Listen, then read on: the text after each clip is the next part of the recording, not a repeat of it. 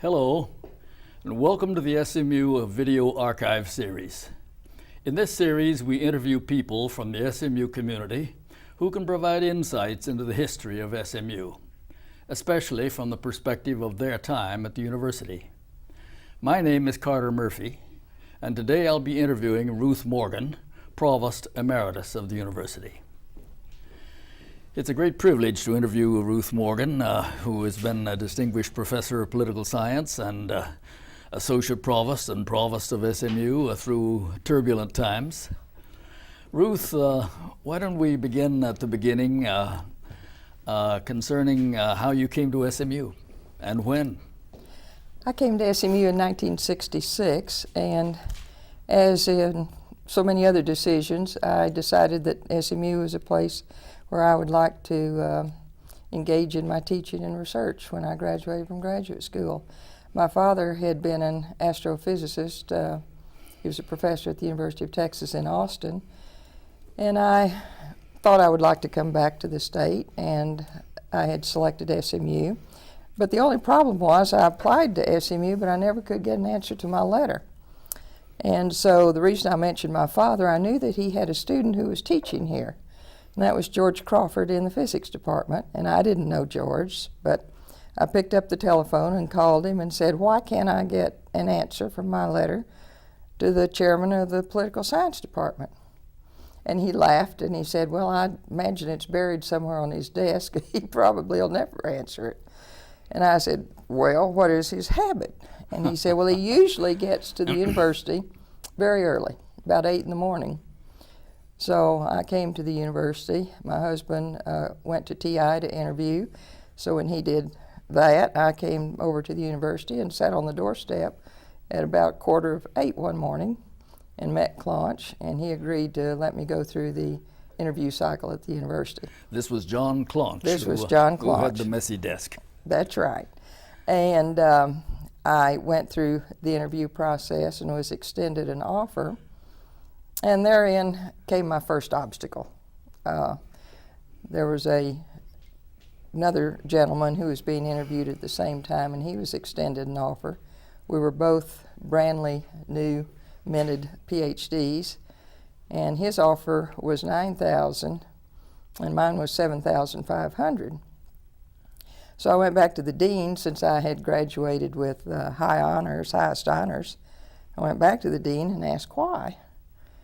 And he said, well, given the fact that I had a family, was married, had a child, that was the best he could do. So I said, all right, I'll make a deal with you. I'll take the $7,500, but at the end of the year, if all of my teaching reviews are outstanding, I expect the $1,500 back, or else I'm leaving. That was a gamble. And at the end of the year, my teaching reviews were all excellent, and so he gave me the $1,500, but then I didn't get a raise from the department that year, so it was wiped out. Or the next year or two, maybe. Now, that's a nice story. So John Claunch was chairman of the department, and he left and went to Peabody, as I remember. That's correct. And who followed him as chair of the political science department? I believe it was, we went through a series of chair, and I'm not recalling correctly. Yes. Certainly Jim Gerhardt has been chair, Franklin Balch has been chair, and Cecil Johnson has been chair. Mm-hmm. Those are the ones I recall. Were you the only woman in the department? No, Ann Thomas was in the department. Of course. Yes. She had a joint appointment, I think, in political science and law, probably. That's correct, with the law school. Her husband was a distinguished professor over in the law school. What was the political science department like in those days? To begin with, the department was extraordinarily congenial because Chairman Claunch was of the old school where the department was a community, and it was congenial. We had parties at his house and so forth. Following that, and actually those were very good years teaching because our offices were next to our classrooms, and students would drop by before class and after class And so there was a great sense of community with the students as well.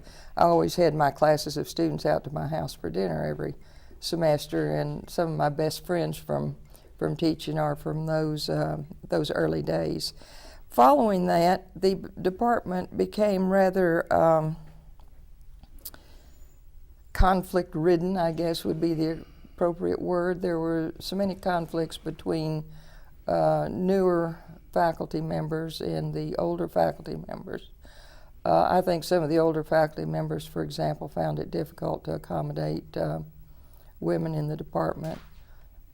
Consequently, I was sitting, when we were doing registration over at the Moody Coliseum, you will recall. I remember those years.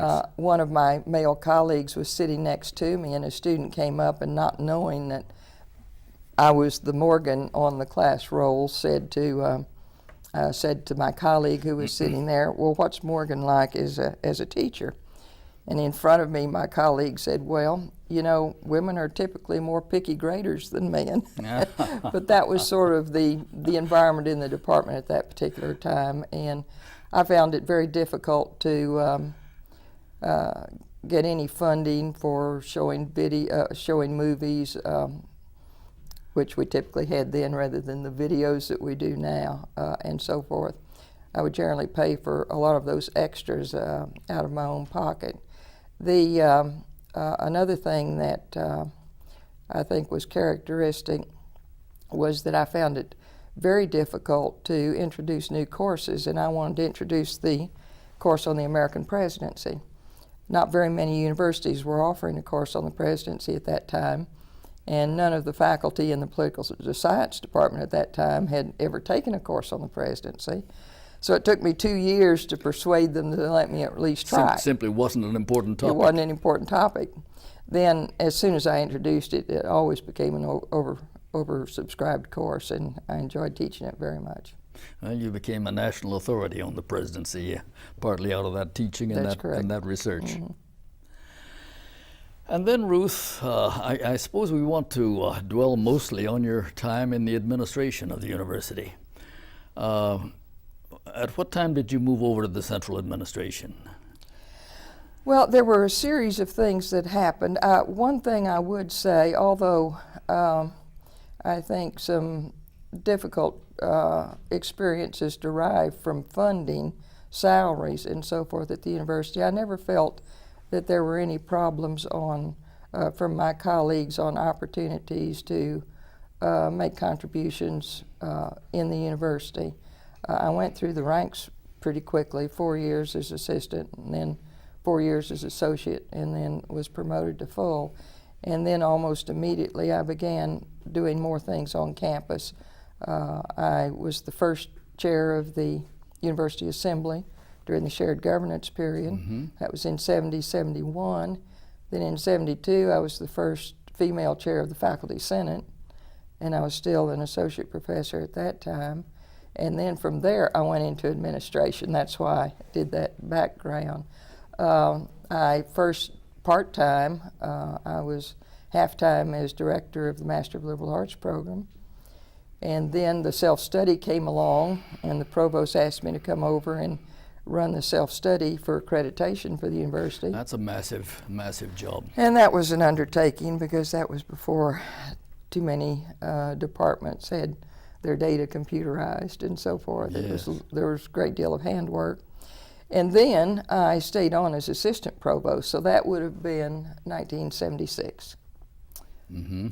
Or 78, one of those 2 years. And then And the provost then was Jim Brooks. It was Jim Brooks. Yes.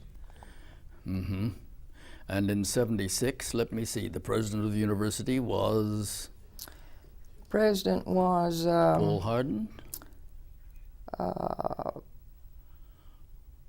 Or it must have been Jim Sundberg. No, it was Paul Hardin. mm-hmm. Well, let me think.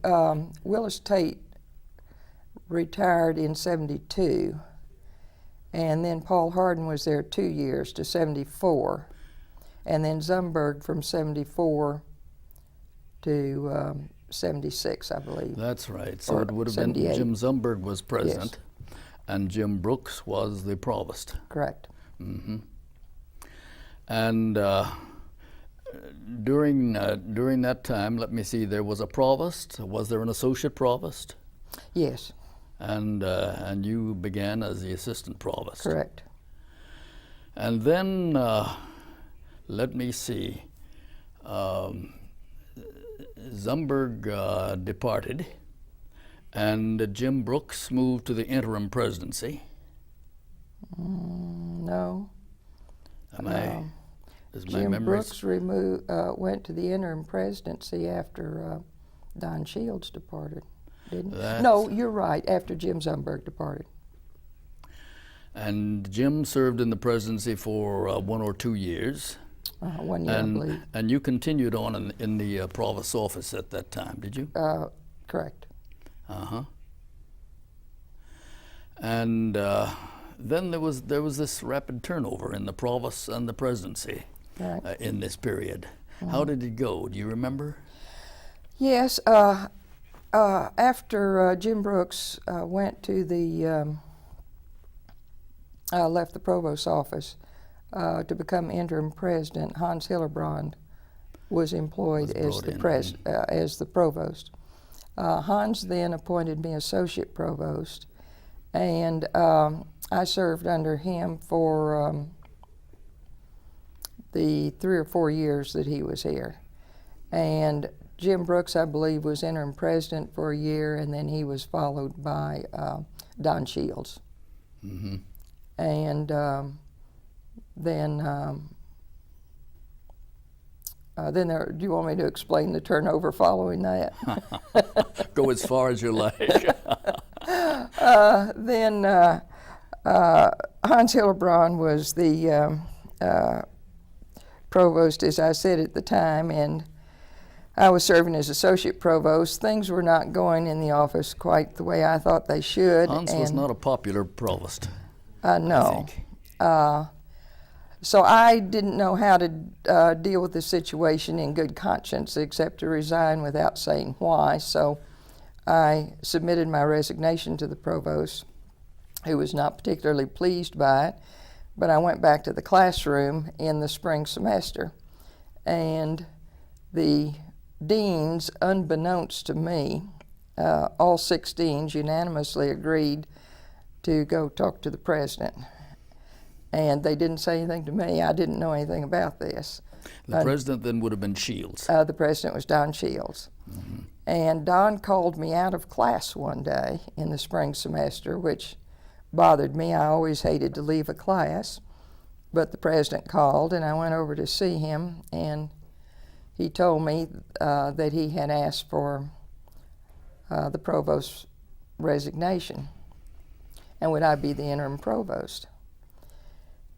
And I told him that I couldn't do that because although I didn't know that the deans were going to request his departure, and although I had not said why I had resigned as associate provost, it would look as though I had engineered the departure. So I declined, and Don was very upset at the time and told me to go home and talk to my husband about it, which out of courtesy to him I did, but my answer the next day was the same. So you declined the provostship at that point. Correct. But it wasn't for long, apparently, because you went back to the office. It was not for long because with the shortly after the provost had resigned, Don Shields' resignation came in, and that meant then that the interim provost, who was Bill Stallcup, when I declined, Bill Stallcup then was asked to be the provost. And so then when Don Shields resigned, Bill Stallcup became the interim president, and he called me and asked me if I would return to the provost's office and be the interim provost. Well, this was the athletic scandal year. Yes, I was going to say this. I did not feel that there was any way that I could say no at that time. It was unrelated to Hans Hillerbrand's resignation, And so I said, well, of course I'll come back. And I expected it to be only a year, and I would serve as interim provost until a new president was located and a new provost was located. And in fact, had I known that the faculty committee that was searching for a provost had me on their short list, I would never have agreed to be on the search committee for the new president as potential conflict of interest. So I was on the search committee for two presidents, for Jim Sundberg and for Don Ken Shields? Pye. No, for Ken Pye.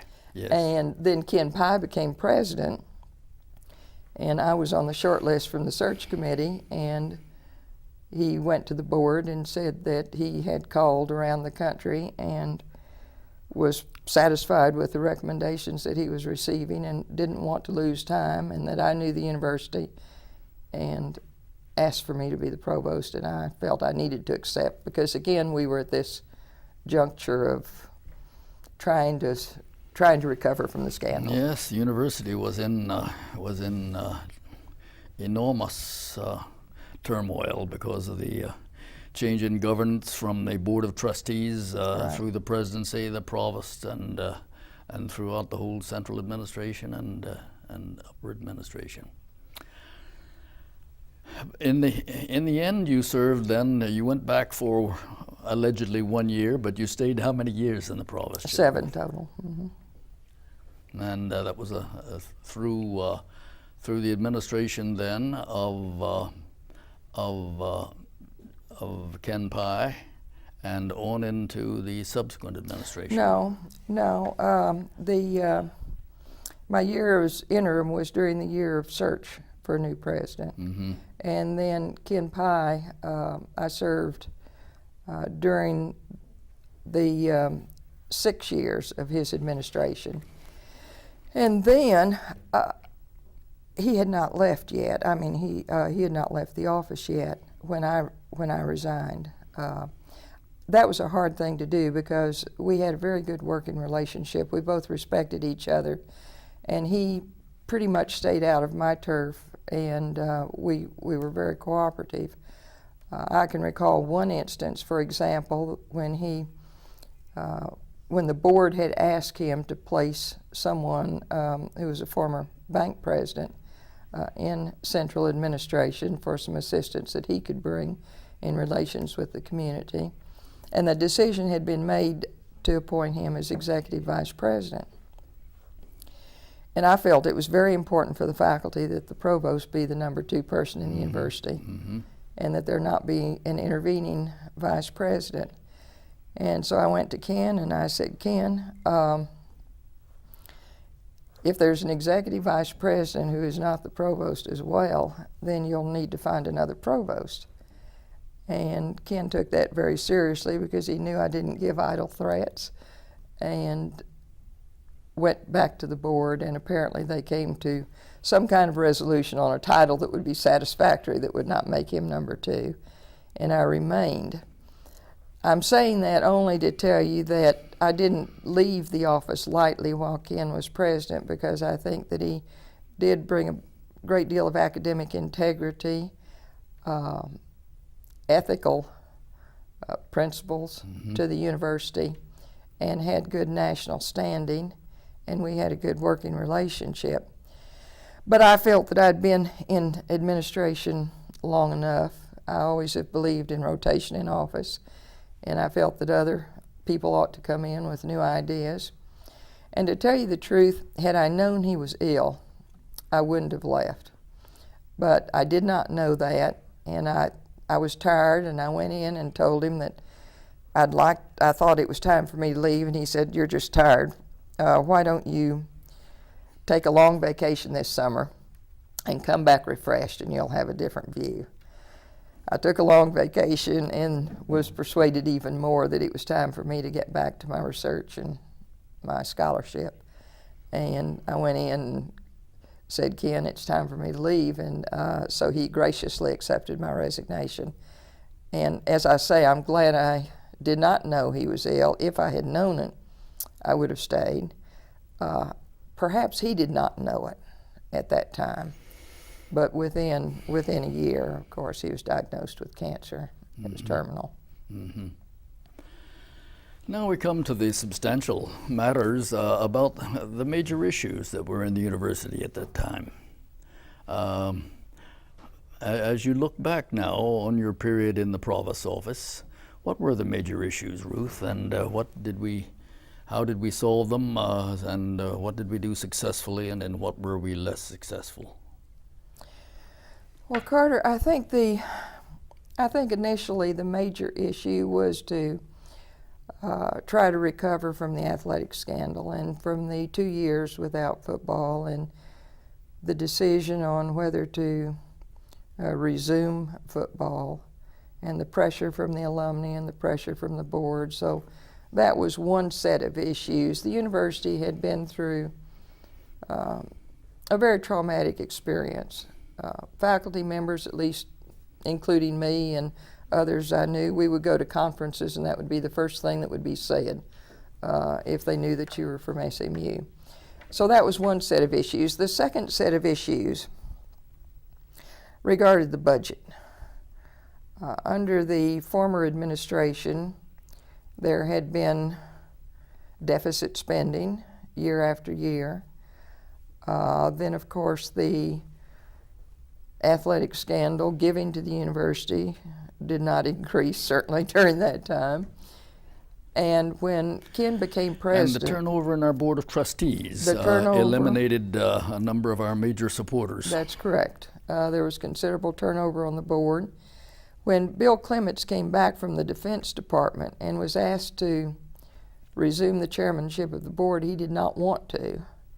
He was not told that we were involved in the scandal when he assumed it. So he really took the flack for some things that he had not been responsible for.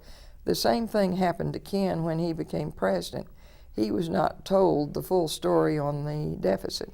He said so on some occasions. And consequently, much of our administration was spent trying to rid the university of the cumulative deficit and get it on a sound annual operating budget, and so that we could then go into a capital campaign.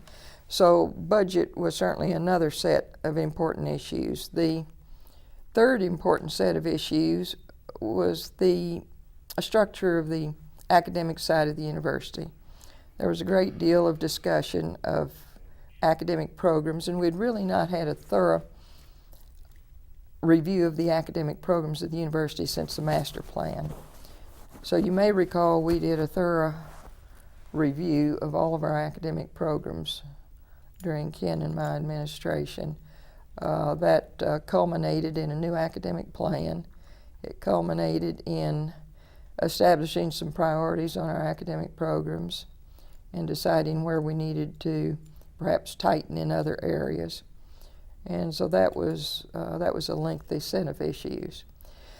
Some issues in the Provost's office that I primarily was dealing with were initiatives that I personally wanted to take.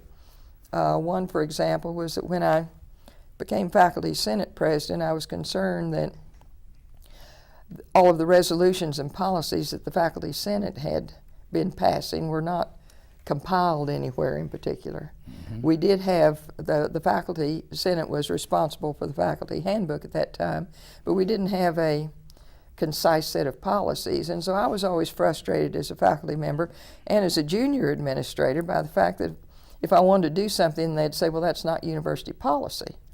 And I'd say, well, where's university policy? So we had begun compiling for the Faculty Senate the faculty policies. I get to the Provost's office, and I discovered that in the university policy manual, there are no academic policies.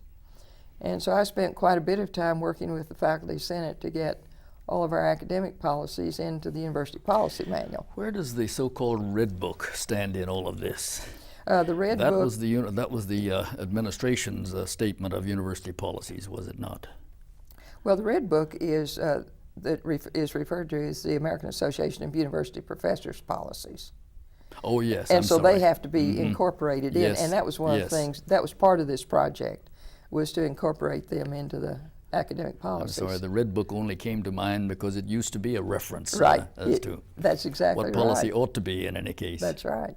So that was one set. Another set of issues in the office was to take some programmatic initiatives that I felt we needed to. For example, I was concerned that our special collections in the library primarily were collections of men's careers, and there was very little effort to collect the papers of some very important figures in the Dallas community who were women but who had worked behind the scenes.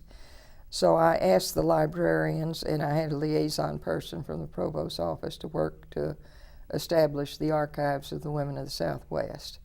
And we established that, and as I was leaving the office after I'd resigned, I decided that to be certain that it survived, I took some personal funds and funded an endowment line to be sure that it couldn't disappear. I was going to into ask the if it budget. had funding, but it had funding And thanks to Ruth Morgan. So it is, it's now then, it is in liaison with the Women's Museum in Dallas, and which is an affiliate of the Smithsonian. And so things that are brought to our attention that are more appropriate for the museum, we share with them, and archival material that we are best suited to handle, they refer to us, and it's progressing very well. So there were a number of things like that. There were the whole issue of women's rights. I think was a matter that was dear to your heart, and women's compensation, for example. Well, was it not? Yes, I had worked on the, when I was a faculty member full-time, I had worked with the AAUP Committee W, the American Association of University Professors. Their Committee W is obviously the Women's Committee. And we had done a number of salary studies. And then, of course, when I was provost, I was very concerned that we do have equitable salaries for all faculty members. So annually we did thorough reviews of the faculty salary profile. But there were some other issues that I felt were important that had maybe been overlooked without a woman in office before. I was the first woman to be an academic vice president at SMU. And that was when we initiated, with the cooperation of the Faculty Senate, the first maternity leave policy. It was the initiation of taking seriously the federal law and the university policy on sexual harassment. We set up the Learning Enhancement Center that would be both men and women who were having trouble educationally. So it wasn't focused just on women, but on some initiatives that were important to women that had perhaps been overlooked. Going back over some of those issues, would you say that they have been resolved satisfactorily on hindsight? We might go back and begin with athletics, if you wish to comment on that. I don't think they have, but probably it's the nature of the university that those issues will continually be a couple of steps forward and one step back, and they have to be reconsidered in each era as new issues come up. They're never the same issue, but they're related issues that keep recurring. I think that well, let me state it differently. I don't think that one should ever use the fact that they're a female, a woman, a girl, as a crutch or an excuse to get around certain issues and certain problems. I always told my children, everyone has a reason to feel that they're left out. And consequently, what you try to do is be certain that all of your policies are fair. And I don't think it was a question of saying that you needed to necessarily consider one group of people without considering all of them fairly. I always tried to look at every dollar that we spent as a dollar that wouldn't be spent on salaries. Every issue we dealt with needed to be dealt fairly with all of the people involved. So I guess I would simply say that you're always going to have, I'm certain, discriminatory issues is the point, and they have to be reconsidered in the light of whatever the particular problems are in a particular era, and they're different in every era. Is the office of the provostship, is it a sufficiently strong office in this university? I think it depends on the relationship between the provost and the president, as the relationship between the vice president of the United States and the president depends upon whether or not the president allows it to be a strong office, if you will, allows the provost to be truly the academic president, if you will. There's another factor that I think is equally, if not more important, and that's follow the money. Where is the budget? Mm-hmm. During my administration, the budget for the academic side of the university, which at the time was approximately $90 million, was in the provost's office. At some times in the history of the university, and I can't speak to current times, I don't know, because I've been gone from the university for 10 years. But if the budget in the academic side of the house is decentralized to the schools, and you can't reallocate priorities in the university, then the provost's office naturally is not going to be as strong as when the budget is centralized in the provost's office. So I think if you want to assess the strength of the provost at a particular time, you have to look and see where the budget was. Back in the days of Willis Tate's presidency, I think out of our frustration at financing the university, we turned that task over to some of the professional schools. And that was where a degree of independence, I think, in those schools probably emerged, isn't it?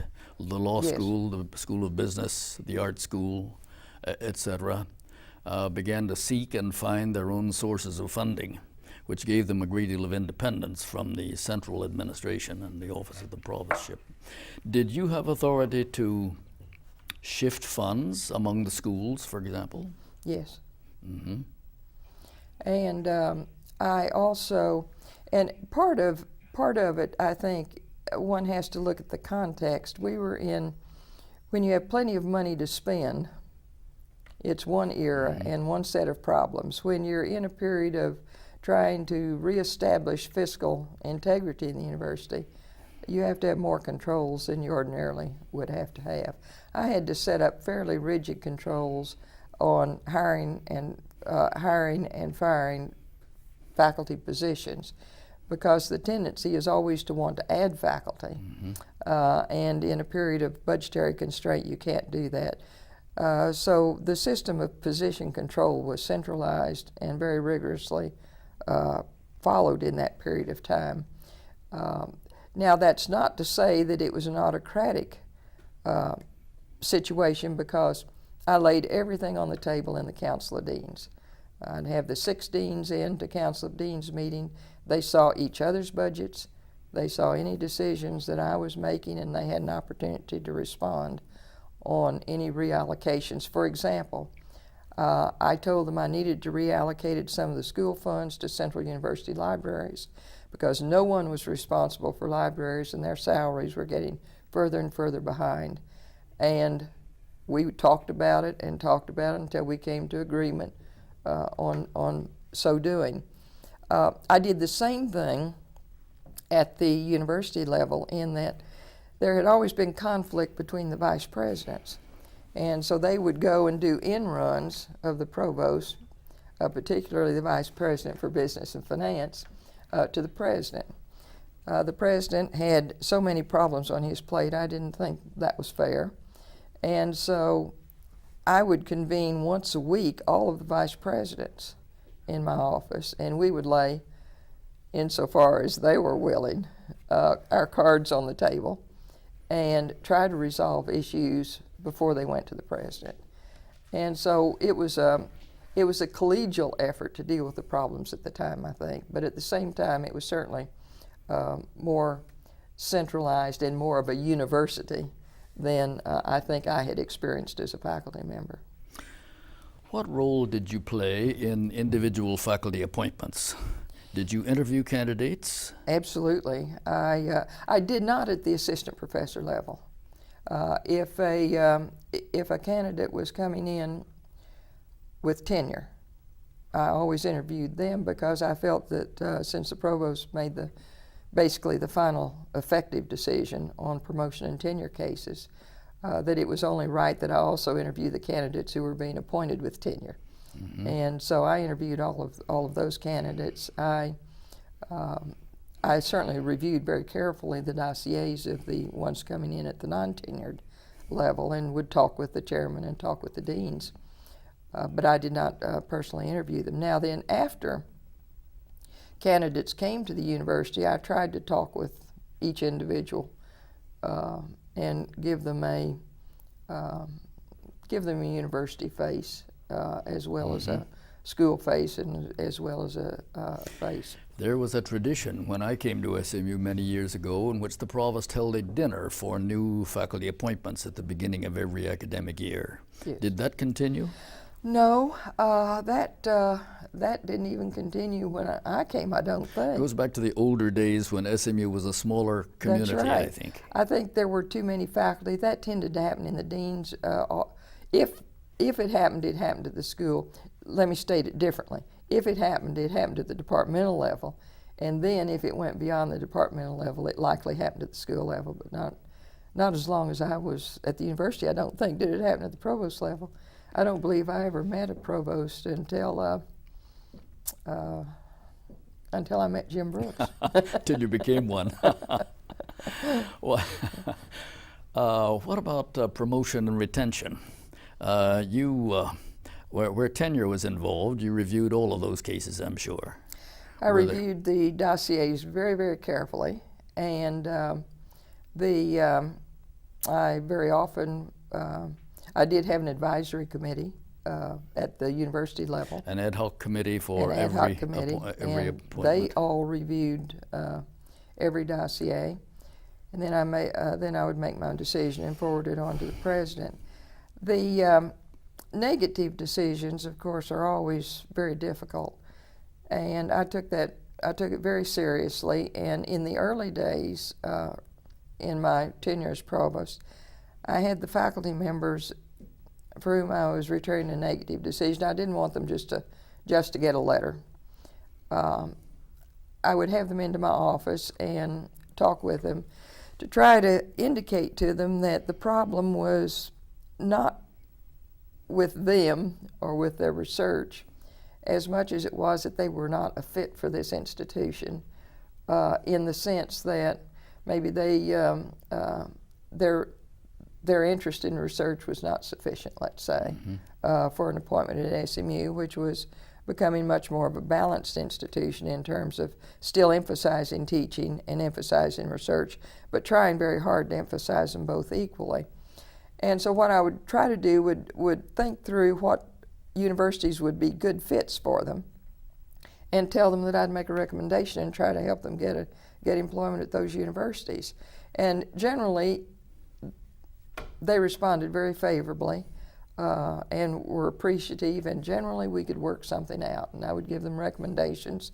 And I thought it was satisfactory, anytime you get a negative opinion, of course it's threatening to your ego, and it's not satisfactory, but tried to make the best of it, the best of a win-win situation that we could. Toward the last 2 or 3 years, I was unable to do that because we were becoming so litigious in our society that they would bring tape recorders and notebooks, and I felt that I was going to be having to justify every sentence I made in court litigation. And it took some of the pleasure out of our being a collegial institution trying to help each other achieve to the best of their ability. That's a cost of this litigious society, isn't it? Did you see those cases even when they had been negatively acted upon at a lower level, for example, at Yes, the dean's I did. level or at a departmental level? I asked every case to be forwarded. And so I read all of the negatives, even though they did not get beyond the department. Did you ever reverse a case which had I been... did not reverse. I can recall one instance I can share in that a case came forward for promotion to full that was negative. And I looked at the dossier, and very clearly it should have been promotion to full. Actually, what it was promotion to associate. The person had come in with tenure and then had a brief period of time, and it was promotion to associate. And I looked at the dossier, and very clearly it should have been promotion to full and not to associate, which would have meant being a little bit different than usual, but the dossier warranted it. Would have skipped a rank. So I sent it back to the department and said, did you consider that this person has the same credentials as others in the department, but because she came into the university out of phase with our typical promotion process, that she was considered in lockstep instead of on the basis of credentials. And the department said, well, it never occurred to us, clearly. So they went back into review. Clearly they felt she warranted promotion, and so she was promoted to full. That's an interesting case. What about the appointment of deans, Ruth? There were some deans appointed during your period in the provostship. I'm sure there were, because we've had a steady turnover in the deanships. That's correct. I appointed 4 new deans, and I created a new deanship. I created I felt that graduate studies did not have the focused attention across the university that it should, so I created the Dean of Graduate Studies, and so I appointed 5 deans because I filled that position. We had such a deanship, of course, many years before. Right. Claude Olbritton had been dean of the graduate school, but we no longer had a graduate school as such in the university. That's correct. And therefore we had no dean until you acted on it. That's correct. What prompted the selection of 4 deans?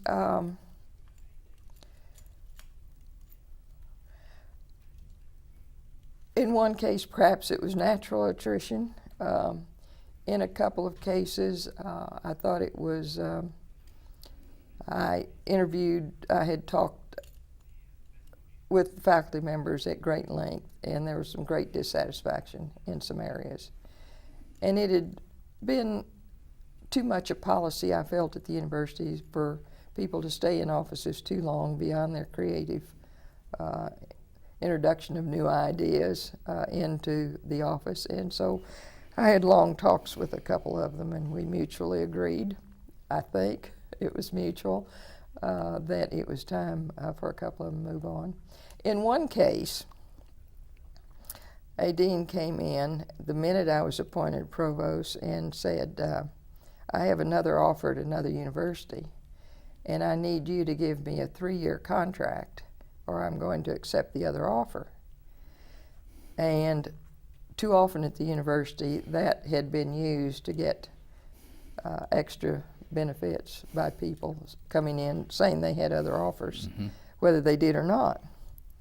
So I took a gamble. I was not prepared to give a 3-year contract because no other dean had a 3-year contract.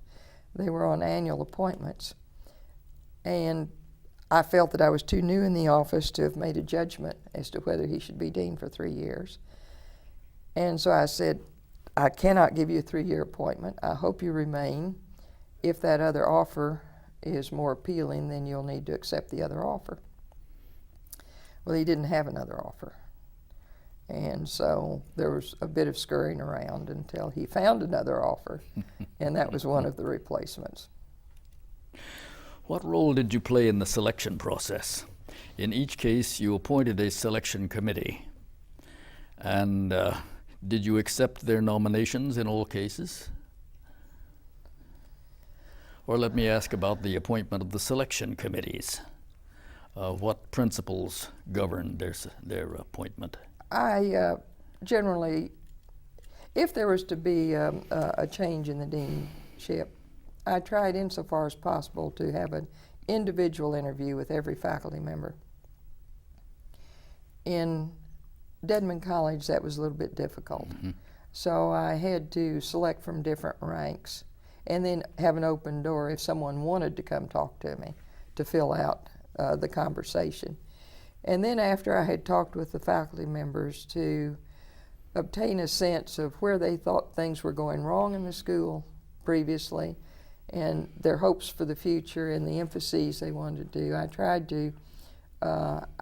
to convene a search committee that had some outside members from outside the school to bring a university perspective, and then obviously the majority would be from inside the school with different viewpoints reflected in the committee. And then I gave the committee a charge and told them how quickly I would like for them to do it and the criteria that I felt they might consider. They were welcome to add additional criteria, and then they conducted their search. Sometimes the search committee failed in the sense that the individuals that they recommended on their top 3, for one reason or another, did not accept. Were not available. In one case, for example, I can recall I extended an offer to, on the recommendation of the search committee, with which I concurred, I extended an offer to a gentleman from another university to be dean of one of the schools. And I think it would have been a tremendous asset had he accepted, because he later accepted the presidency of another university, a very outstanding university, and I think he would have been a fine dean. But that was a failed search. The one we decided on didn't accept the offer, and usually we had others, and we tried to keep them as confidential as we could so that we would have some options at the last minute. But in general, I would say that on most of the searches, we were in agreement, and I didn't necessarily select people that I had worked with in other arenas on the search committee. I tried to always get some new faces, some people who were not part of what one might call the network that were typically the decision makers in the university. Did Ken Pye participate in those decisions as president? No, I did confer with him before I extended an offer to see if he saw any reasons not to. I can recall one instance in which I was about to, this was not the appointment of a dean, but it was the appointment of a university chair. And a search committee had recommended to me an outstanding possibility for a university-wide endowed chair. It was a target of opportunity, if you will, because he had been offered an endowed chair at another university, and the board had denied the appointment. And at the university here, being a Methodist-oriented university with bishops by our regulations on the board, I did not want the same thing to happen because he was a Catholic. And so I went to the president and I said, I want to extend an appointment to this professor for an endowed chair. I recognize that another university's board intervened on an appointment. I do not think it's fair to either the candidate or to SMU for this to happen here. So will you run the traps on the board and be certain this isn't going to happen here before I extend the appointment? And the president said, look, I'll stand behind you on the appointment, but I will inform the board. And we never had one word said about it. And he's been an outstanding endowed chairholder. Yes, I think at that time we had a tolerant and well-informed board. We did. And that was serving the university well. This was after its reconstitution, and we had brought in really a number of really first-class people as trustees. That's right. Ruth, you mentioned Dedman College. Dedman College is in a unique and not always enviable position among the schools of the university. It has one dean sitting on the council of deans, only one voice in the multitude. Is that an appropriate structure? What can be done to strengthen the role of Dedman College in the university, I think is my question.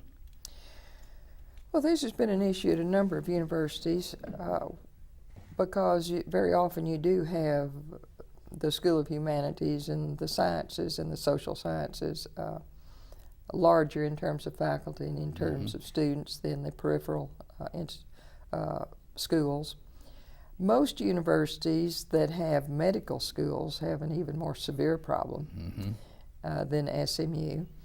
And the medical school gives an advantage to the university in that it gives it much more publicity and prestige.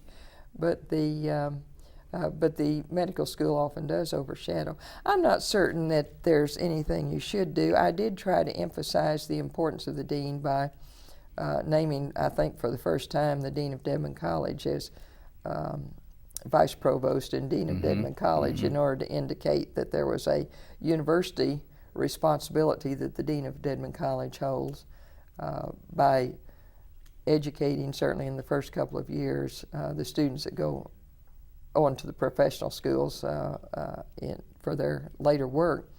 But the donors in Dallas have particular affinities for the arts and for business and for law.